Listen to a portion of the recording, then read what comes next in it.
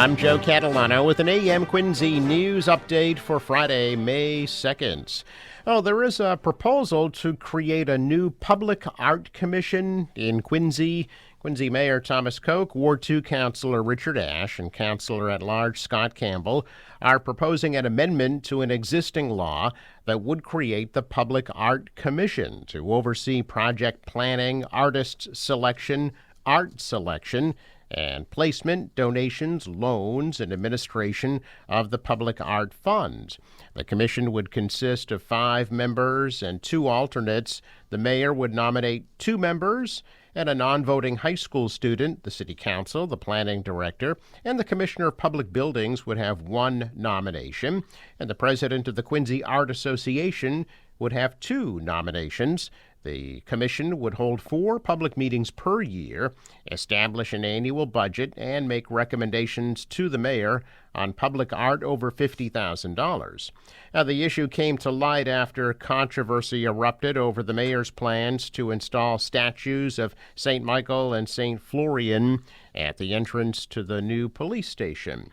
The commission proposal is on the agenda for this coming Monday night's city council meeting. Congressman Stephen Lynch will be hosting a Fight for the Working Class rally Saturday at 10 a.m. on the Hancock Adams Common in Quincy Center.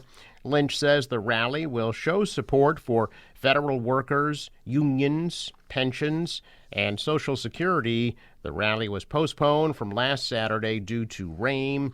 Participants are encouraged to bring their own signs. The 36th annual Cleaner, Greener Quincy citywide cleanup will be held Saturday from 9 a.m. to noon at parks, playgrounds, beaches, and public spaces all over Quincy. Volunteers will work to clean up debris and trash and then be treated to a cookout at Pageant Field at 12:30 p.m. The city will provide tools and trash bags. If you'd like to join a volunteer group, call 617-376-1251. The Quincy Quarry and Granite Workers Museum at the Lions Turning Mill will be open Saturday and Sunday from 11 a.m. to 3 p.m. for self-guided tours, and museum members will be available to answer questions. The Thalia Theater Troupe and the Quincy Art Association will present Vincent, a play about Vincent van Gogh, at the Q Arts Gallery in Quincy Center, May 2nd, 3rd, and 4th at 7 p.m. Tickets will be available at the door. The Quincy Police Marine Unit will provide another free round of basic boating safety courses on May 3rd, 10th, and 17th from 10 a.m. to 2 p.m. at the Kennedy Center. To register, go to the Massachusetts Environmental Police Department website at mass.gov and use the class ID code 5093. The courses are available to anyone 12 years or older. A traffic update. The Quincy DPW says Hancock Street will be repaved at Furnace Brook Parkway Saturday between 4 a.m. and 10 a.m. and Monday from 2:30 a.m. to 7 a.m. The paving will also take place Monday on Independence Avenue beginning at 9 a.m. That should be completed by Friday, May 9th. A large brush fire on Cape Cod was fully contained last night, according to the Army National Guard. The fire was initially burning in the Camp Edwards Wildlife Management Area located within the confines of the Joint Base Cape Cod and Sandwich. Firefighters confirmed that the fire started as a controlled burn, which grew outside of the set boundaries of the prescribed burn area. Massachusetts Department of Conservation and Recreation assisted in the effort to fight the fire.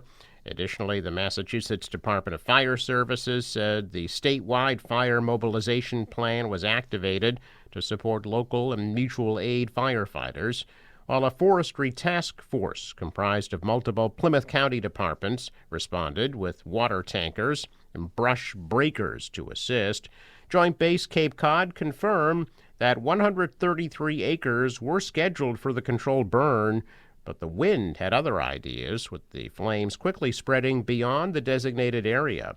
More than 150 acres were burned by the fire, but firefighters said no structures were damaged. The Army National Guard's 126th Aviation Battalion did water drops over the brush fire, while water tankers set up a pool, and Blackhawks filled up over and over, trying to fight the flames from the air. The MBTA is trying to crack down on people parking in bus lanes, and it could soon come in the form of traffic cameras and fines. In January, legislators passed a law allowing the T to use cameras to ticket people who park in the bus lanes. It's $25 to $125 if it's in a lane and $100 if it's at a bus stop. The cameras would be on buses and fixed at bus stops and plazas. After a public comment period in June, they hope to have a final regulation adopted by July or August. Once enforcement begins, there will be a 60-day education period where fines will not occur, but after that, you should follow the rules or you may be fined. Safe to say that colder weather is finally behind New Englanders, and with that in mind, everybody is getting out and embracing the warmth. However, it brings a large uptick in fatal crashes involving motorcycles. Data from the last decade from the National Highway Traffic Safety Administration has been analyzed by AAA Northeast and revealed that nearly 60% of motorcycle fatalities happened between the months of May and September. The data also showed those fatalities began to spike by 32% from April to May as the weather ramps up and accidents continue to go up. In 2023, 6,335 motorcyclists were killed, resulting in 15% of all traffic fatalities, the highest number of motorcyclists killed since 1975, the earliest year for which the data was tracked. According to the Massachusetts Impact Data Portal, last year there were reported 65 fatal crashes that involved motorcycles in Massachusetts. A Massachusetts-based healthcare system unveiled new names for two local hospitals yesterday.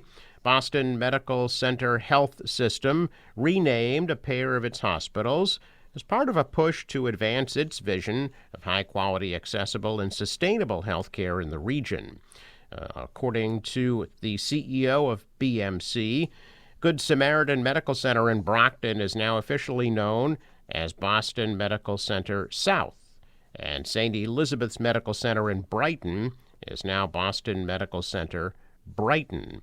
BMC Health System says it gathered input from patients, employees, and community members to help shape the new names.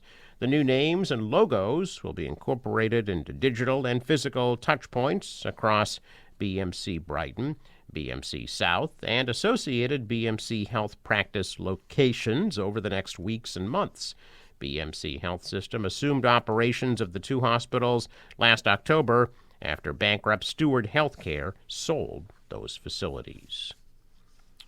A large group of more than 75 critically endangered North Atlantic right whales has been spotted in shipping lanes south of Massachusetts. The New England Aquarium said yesterday the sightings prompted NOAA Fisheries to designate a voluntary slow zone, which urges mariners to slow down to 10 knots or less to prevent collisions. Scientists from the New England Aquarium's Anderson Cabot Center for Ocean Life were flying an aerial survey on April 23rd, and they observed a group of over 60 right whales about 55 miles south of Martha's Vineyard. The whales, which are believed to be feeding, were seen in the shipping lanes. A second survey saw 40 right whales, including 15 new ones not seen in the first survey. Researchers have spotted groups of feeding right whales in the spring in the area in recent years, but they say this year's group is one of the largest researchers have ever seen. Masses of massive bugs will emerge on Cape Cod in southeastern Massachusetts this May and June after 17 years underground, and they will be loud. After billions of cicadas were seen across the Midwest and the Southeast last summer, This year, it's New England's turn. And outside of Connecticut, the South Shore and the Cape are the only parts of the region where the cyclical variety of the curious creatures live.